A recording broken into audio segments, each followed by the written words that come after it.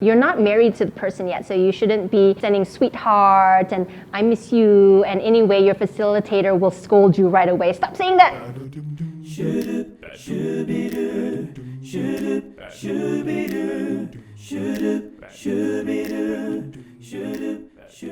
Assalamualaikum guys, I am Aliza Kim and welcome to the 9th episode of the Halal Love Guide 101. So today we are talking about the engagement.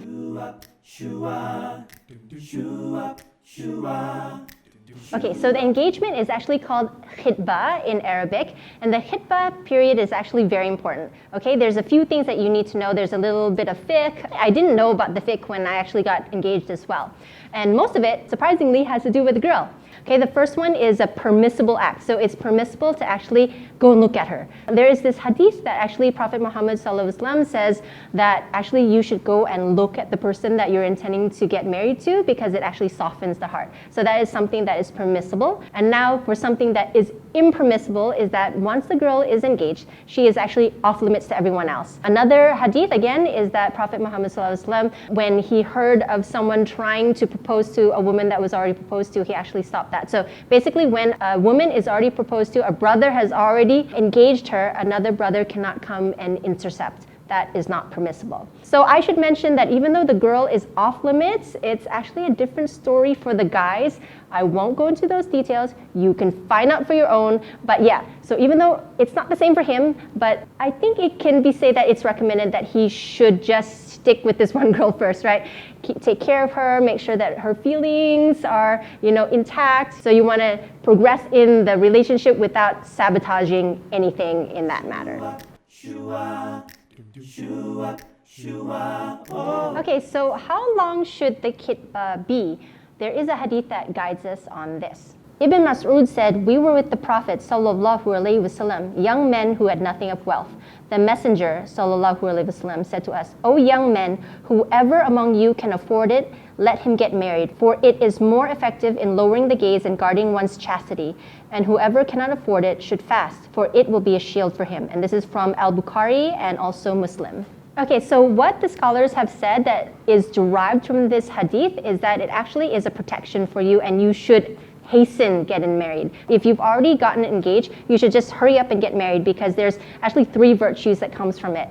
Number 1 is it reduces the whispers of shaitan. I mean, you can imagine, right? If you're engaged for a long time, there's going to be a lot of problems like this problem comes, this person says this, that person says that. So these are all whispers of shaitan. So that can be a huge problem. Number 2, you protect the other person's feelings. Like if you're going to be engaged for so long, the other person is bound to get hurt, right? So if it's your fault, the other person's just like waiting for you, and they're like, when's it gonna happen? Am I just like on a shelf, right? So another problem is when you wait for too long, you might fall into sin, right? If you're in love and you're seeing each other regularly, of course with a chaperone, but still, it is more likely that you're going to like find a way to just meet each other alone, right? Chat with each other alone, go on a date, whatever it is. So to prevent all of these things, hasten getting married.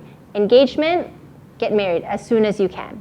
Now, what happens for me is that I got married within 4 months after getting engaged. I feel like it was pretty fast, but I mean, it was on my timeline. He was like, let's get married next year. And I was like, no, let's get married at the end of this year. So we had about 3 to 4 months to get everything done. So once we said yes to each other, what happened was that we were put into a WhatsApp group. So again, you're still separated. You can't just WhatsApp yourself. You still have to have your facilitators in there. All day, all night, chit chat about this.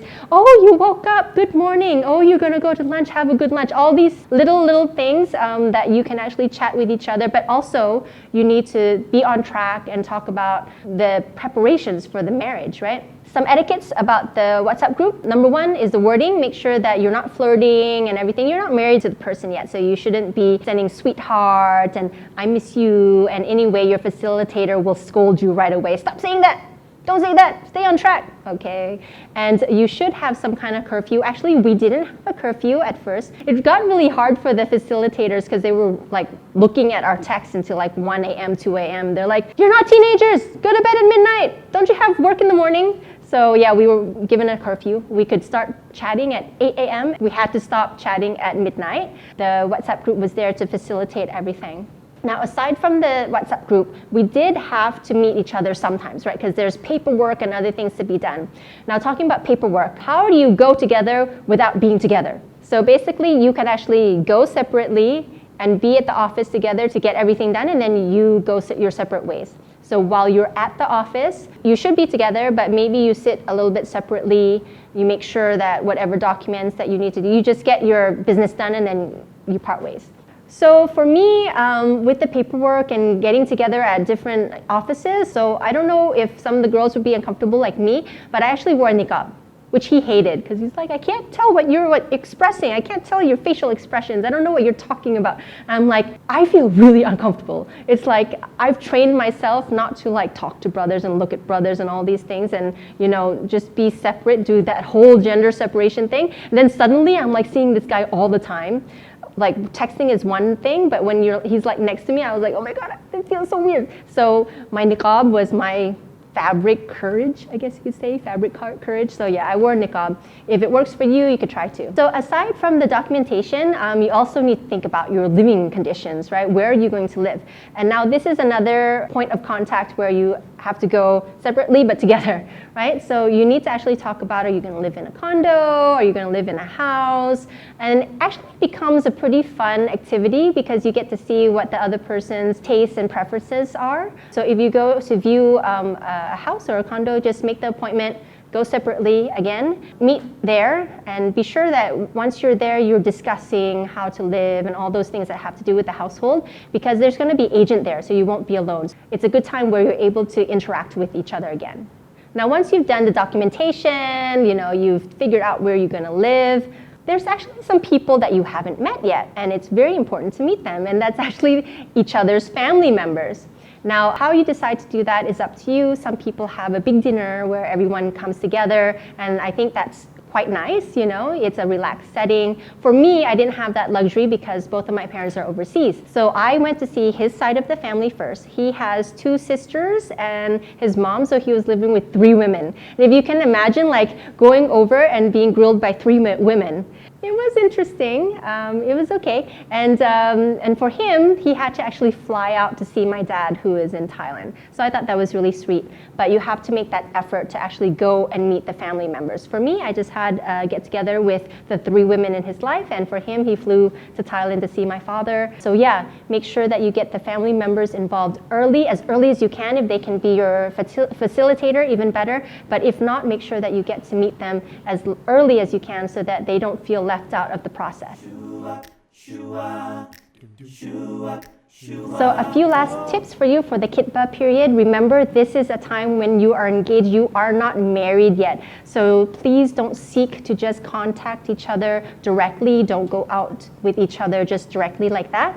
Make sure that you still have a good etiquette with each other. You know, have dignity and respect for the other person still in this period where you need to be separated. Number 2, even though you're in a WhatsApp group, maybe you're chatting with each other through a chaperone, just make sure that your language is clean. Well, I'm sure that you're not going to be cursing, but, you know, don't flirt.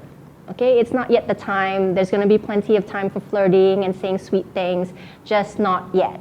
Okay, and lastly, make sure that get all the paperwork, all the housing arrangements, make sure that you meet the family. All these things are so critical during this period. It might take you about a few months. Some of you might stretch it to a half a year, but make sure that you cover all the bases and start getting things done. Because again, you want to hasten the nikah. Don't make the khitbah period too long because you want to avoid all the sins and avoid all of the whispers of shaitan. Okay, so I'll see you in the very next episode. See ya!